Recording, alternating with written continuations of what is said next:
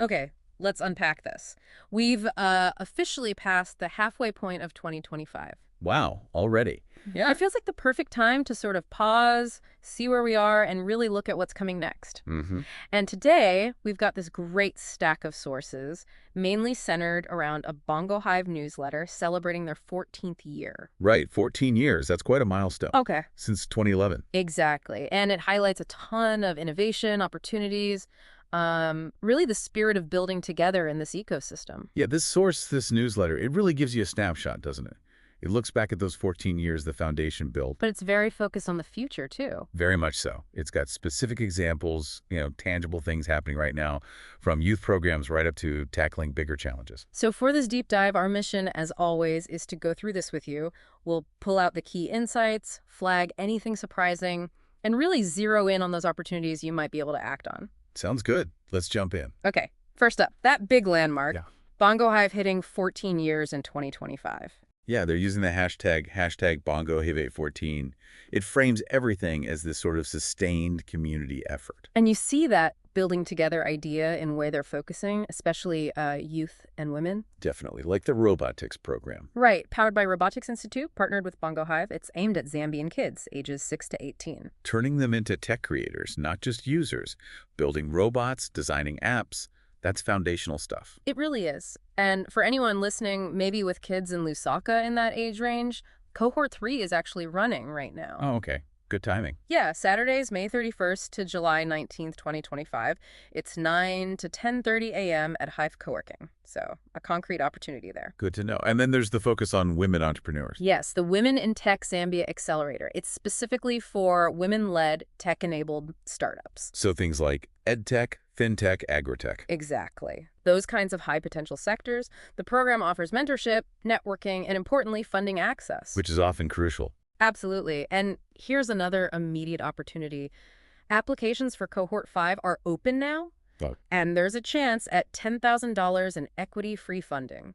Equity-free is huge. It means you keep ownership. It's a big deal. Past participants apparently found it really transformative, but the deadline is June 8th, 2025. Okay, so that's coming up very fast.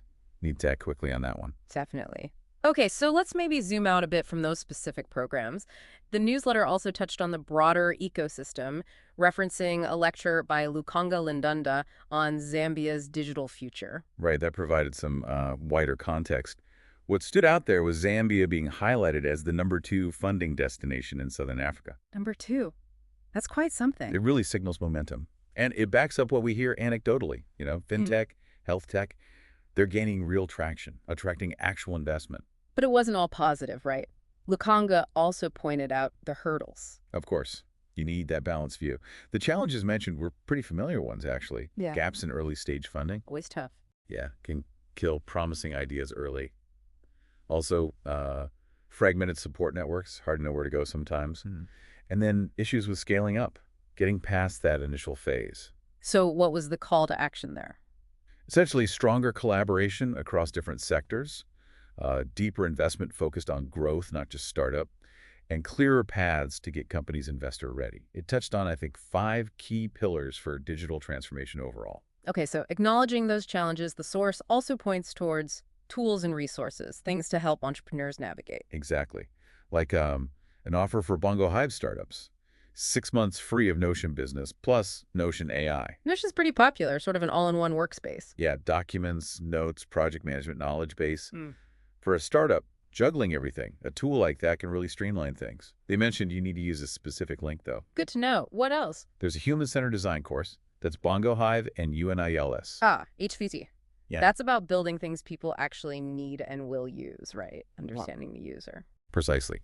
It sounds very hands-on, practical skills, and it comes with an Acumen certification as credibility. Useful. And just generally. The Entrepreneur Resource Portal was mentioned again, a central place for Zambian entrepreneurs looking for funding info, budgeting tools, networking links, trying to consolidate that fragmented support, maybe. Okay, so local resources, but also looking outwards, global opportunities.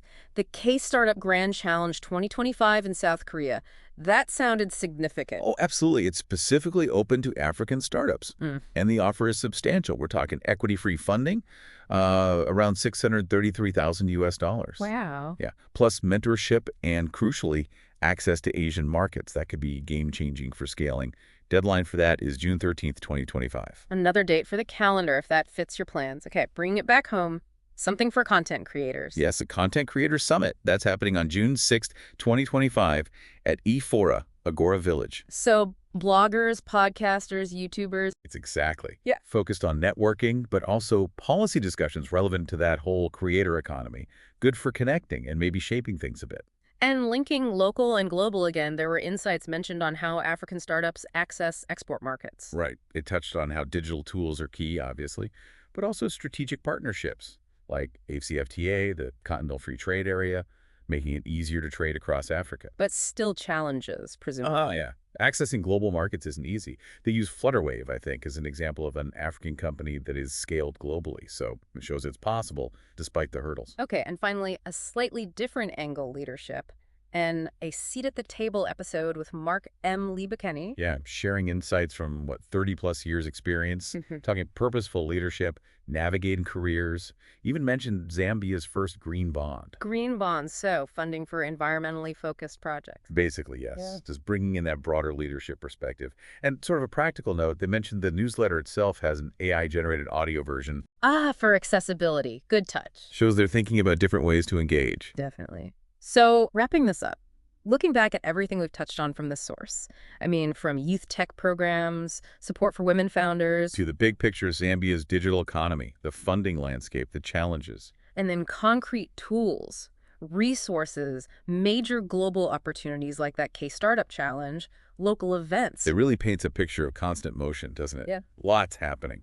Shows the potential both at the grassroots and on the bigger stage. So, as we are past this halfway mark of 2025, thinking about the challenges we discussed, but also this huge range of opportunities, funding, training, markets, maybe the question for you listening is, how might you best plug into this? How could you contribute or, benefit from this wave of innovation that seems to be accelerating? Yeah, definitely something to think about.